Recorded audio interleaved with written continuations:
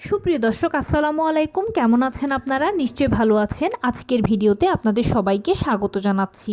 আজকে আমি আপনাদের সাথে খুব মূল্যবান একটা টপিক নিয়ে আলোচনা করব।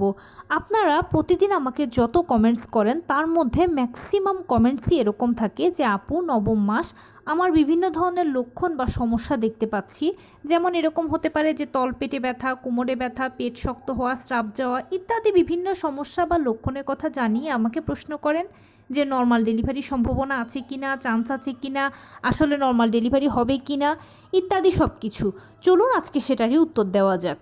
বাই দ্য ওয়ে, মূল ভিডিওতে যাওয়ার আগে একটা কথা বলি, আমি আমার চ্যানেলে pregnancy related, specially normal delivery related অনেক ইম্পর্ট্যান্ট তথ্য ভিডিও আকারে শেয়ার করে থাকি। এই তথ্যগুলো আমার পার্সোনাল এক্সপেরিয়েন্স ও আমার ডক্টরের সাজেশন থেকে নেওয়া। তাই আমার চ্যানেলটিকে যদি একবার আপনারা ভিজিট করেন তাহলে আপনারা আপনাদের প্রশ্নাতীত মনের অনেক প্রশ্নের উত্তর পেয়ে যেতে পারেন। আমন্ত্রণ জানাবো আমার চ্যানেলটিকে একবার ভিজিট করে দেখার জন্য। এবারে চলুন মূল আলোচনায় যাওয়া যাক। আমি শুরুতে বলেছি আজকে আলোচনা করব নবম মাস, বিভিন্ন ধরনের লক্ষণ বা সমস্যা নিজের মধ্যে দেখতে পাচ্ছেন আপনারা হয়তোবা। এরকম হতে পারে সেটা যে কোমরে ব্যথা, তলপেটে ব্যথা, স্রাব যাওয়া, পেট শক্ত হওয়া ইত্যাদি বিভিন্ন সমস্যার লক্ষণ। এখন এগুলো জানিয়েই জানতে চান যে আপনার কি নর্মাল ডেলিভারি হবে কি না, অথবা নর্মাল ডেলিভারির চান্স আছে কি না, থাকলে কতটুকু ইত্যাদি সব কিছু আজকে সব কিছুরই উত্তর দেওয়ার চেষ্টা করব। দেখুন, গর্ভাবস্থার নবম মাস মানে হচ্ছে বিভিন্ন ধরনের সমস্যা যোগ হতে থাকা।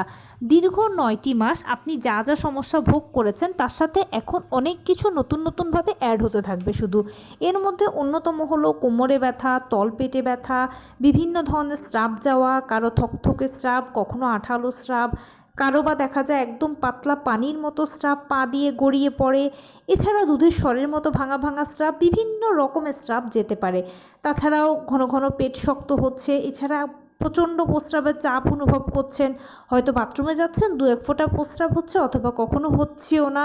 জরায়ুতে ব্যথা, যৌনাঙ্গে ব্যথা, এছাড়া নিচের দিকে প্রচণ্ড ভার অনুভব করা, উঠলে বসতে কষ্ট হওয়া, বসলে দাঁড়াতে কষ্ট হওয়া, এছাড়া হাতে পায়ে পানি এসে যাওয়া ইত্যাদি কত রকমের সমস্যাই না নবম মাসে হয়, এবং শুধু সমস্যাগুলো বাড়তে থাকে ডেলিভারি হওয়া পর্যন্ত।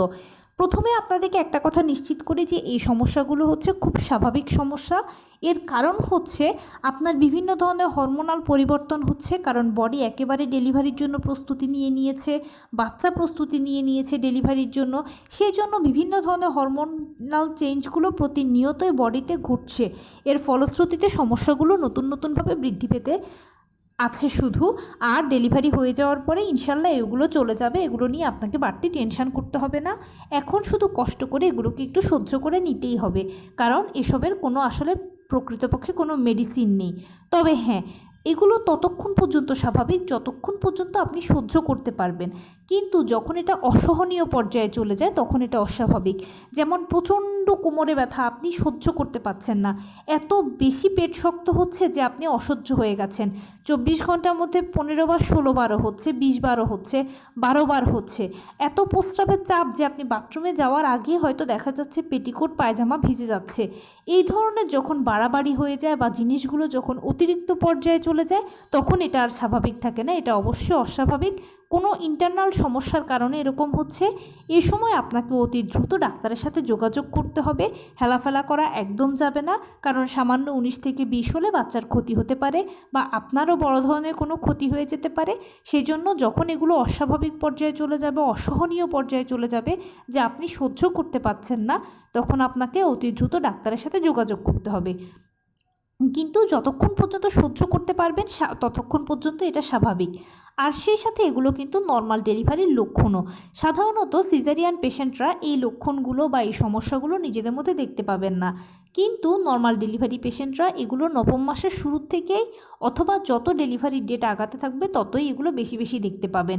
তাই এগুলো একদিকে নর্মাল ডেলিভারির লক্ষণ, এগুলো দেখলে অবশ্যই আপনার ঘাবড়ানোর কিছু নেই। বলেছি প্রথমেই যে স্বাভাবিক, তার পাশাপাশি ধরে নেবেন যে আপনার নর্মাল ডেলিভারির চান্স আছে, সম্ভাবনা অনেক বেশি।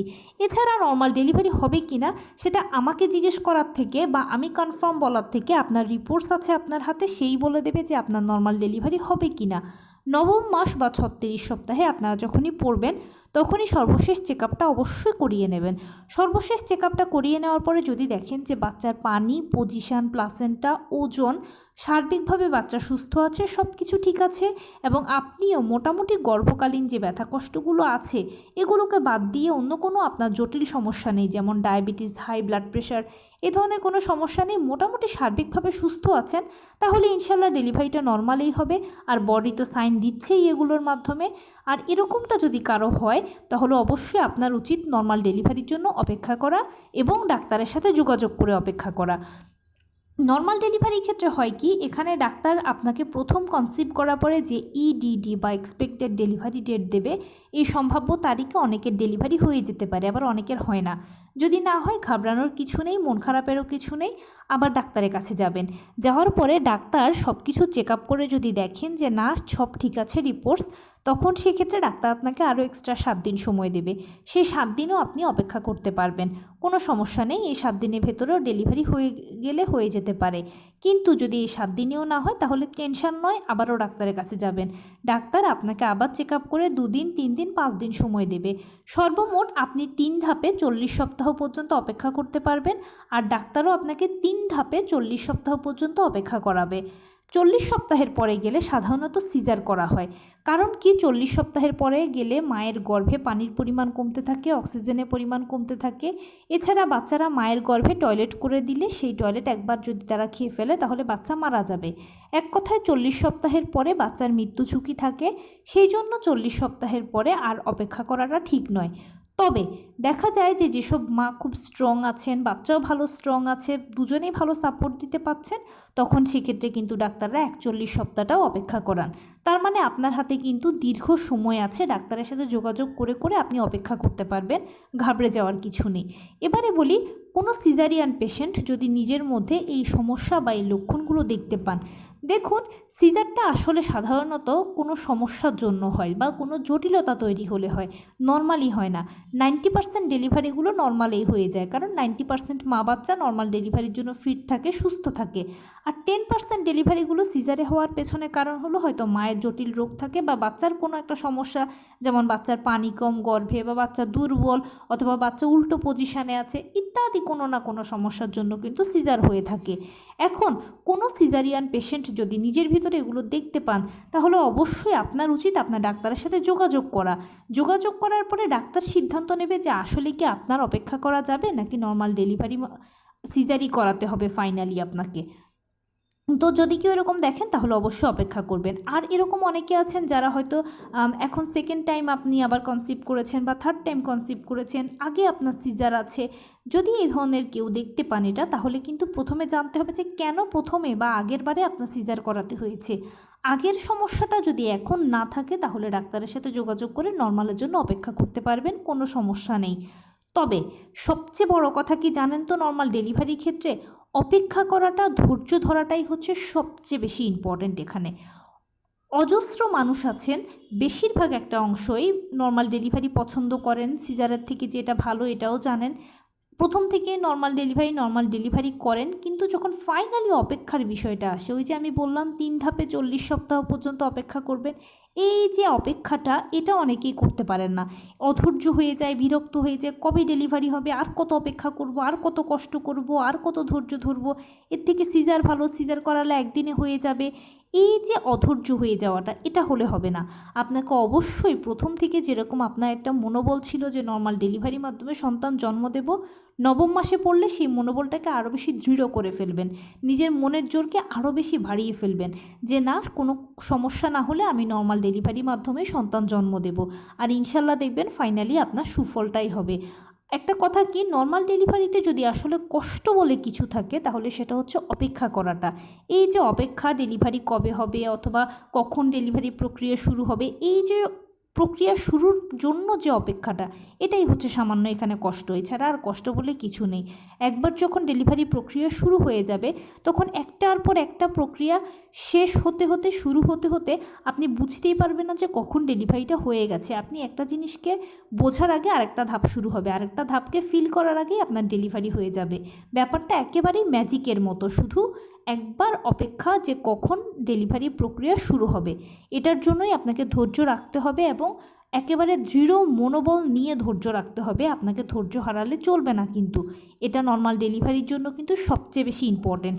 যেই সব মায়েদের এরকম শক্ত থাকে, তাদের ধৈর্য মনোবল এরকম শক্ত থাকে, সেই সব মায়েরা ইনশাল্লাহ ফাইনালি কিন্তু এই যুদ্ধটাকে জয় করতে পারে।